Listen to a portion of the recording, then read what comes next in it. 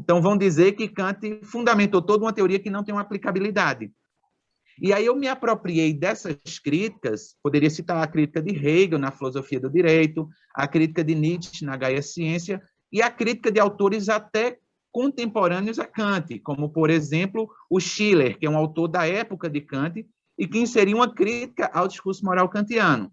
E aí eu me apropriei da discussão desses e outros críticos, e eu pensei na possibilidade de ser possível prestar um esclarecimento nas proposições morais tratadas por Kant, ao longo das obras nas quais ele discorre sobre a moral, no intuito de possibilitar, por um lado, entender que Kant não é rigoroso em suas proposições, e, por outro, permitir que esse discurso ele possa ser aplicado na praxis humana. Então, quebrar, por um lado, aquela crítica de um rigor excessivo e quebrar, por outro lado, a ideia de que Kant estabelece um discurso cuja premissa se dá na fundamentação sem matéria aplicável. Então, ao longo da minha pesquisa, eu propus fazer um texto que fosse da melhor forma acessível possível ao leitor, que levasse ao leitor a compreender a importância da moral kantiana e a necessidade que essa moral possui, de, apesar de se fundamentar numa perspectiva mais formal, porque Kant necessitou dessa fundamentação formal, e aí, posteriormente, a gente vai entender o porquê dela poder ser aplicada na praxis humana, valendo-se dos inúmeros exemplos que Kant trabalha e que Kant traz ao longo da sua discussão moral.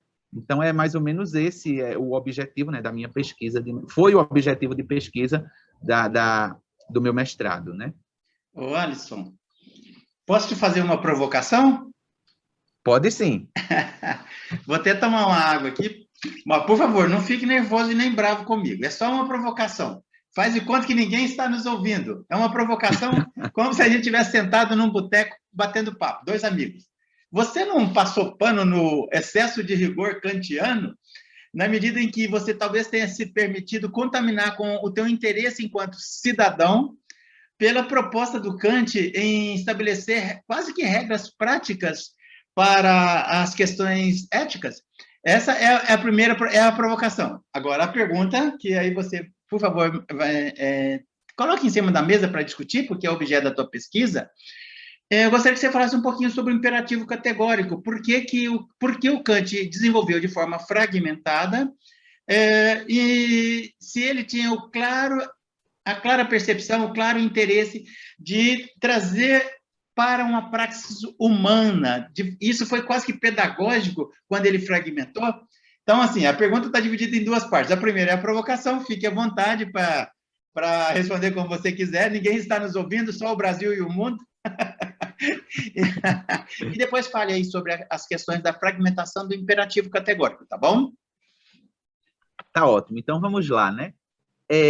Então, primeiro, quando a gente considera esse rigor formal, muitas vezes Kant é acusado por autores que são posteriores a ele, a gente deve antepor a isso e se perguntar, inclusive, qual a necessidade de Kant estabelecer um discurso moral que, digamos assim, tem todo um mapeamento a ser seguido, porque o rigor vai se dar justamente por causa desse mapeamento a ser seguido. Então, qual foi a necessidade que coube a Kant em fazer isso? Porque Kant precisou de estabelecer um caminho para a sua moralidade, né? Para esse seu discurso moral. Porque essa vai ser a premissa-chave dessa crítica da acusação de um rigor excessivo. E aí, para a gente compreender isso, é necessário a gente voltar para o contexto que antepõe a própria vivência de Kant, né? Que é aquele contexto marcado por um regime, digamos assim, monárquico absolutista, tendo em vista aquilo que Kant coloca por último, a necessidade de o sujeito perceber que ele é autolegislador dos princípios e das leis que regem o seu agir moral. Ok. Alisson, você usou o conceito de liberdade como chave para a compreensão da razão do Kant?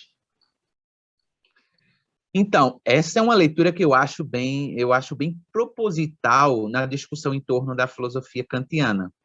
Porque quando a gente trabalha com o todo do sistema, Kant foi um autor que fundou um sistema, né? Ele fundamentou um sistema e esse sistema tem como base a razão. Ele vai deixar isso claro no cânone da razão pura, já no fim da crítica da razão pura, no segundo capítulo da crítica da razão pura, né? Especificamente.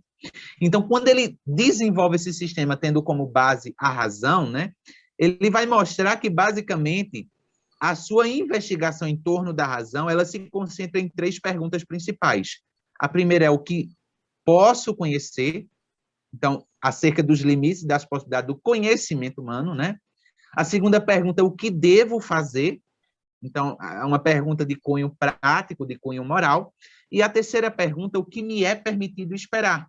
Ele vai desenvolver essa pergunta, né, na segunda parte da crítica da faculdade do julgar, onde ele vai mostrar, de certa forma, uma teleologia, né, de toda a sua investigação filosófica, né?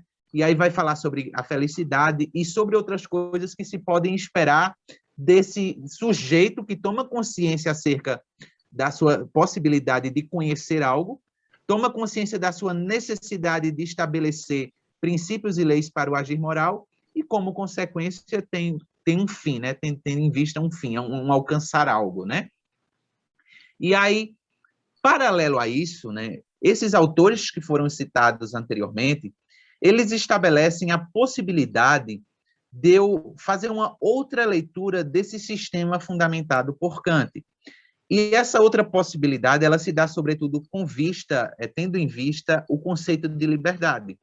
Porque Kant desenvolve, na crítica da razão pura, especificamente na sua dialética, já uma problemática envolvendo a liberdade.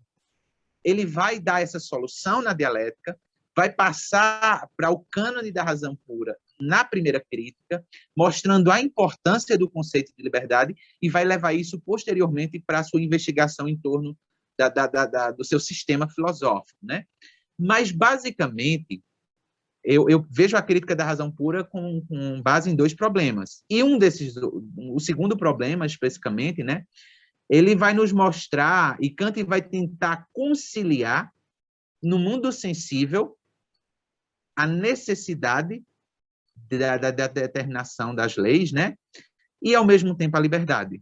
Ele vai tentar fazer essa conciliação entre a necessidade de uma determinação das leis, dito de outra forma, o sujeito está no mundo sensível atuando, tendo em vista que há a existência dessas leis, mas, por outro, também o sujeito é livre. E como Kant vai fazer isso, né? Ele vai conceber um certo dualismo de mundos. Ele vai fazer uma divisão entre um mundo sensível e um mundo que ele vai chamar de mundo inteligível. E aí, nesse sentido, ele vai mostrar que, enquanto o sujeito pertence ao primeiro mundo, de certa forma, ele se vê como... Aliás, ele vai mostrar a necessidade do sujeito perceber, de enquanto ele atua no primeiro mundo, que, de certa forma, ele pertence a um segundo mundo, que é o mundo inteligível. E aí, nesse segundo mundo, o sujeito ele consegue se conceber como livre.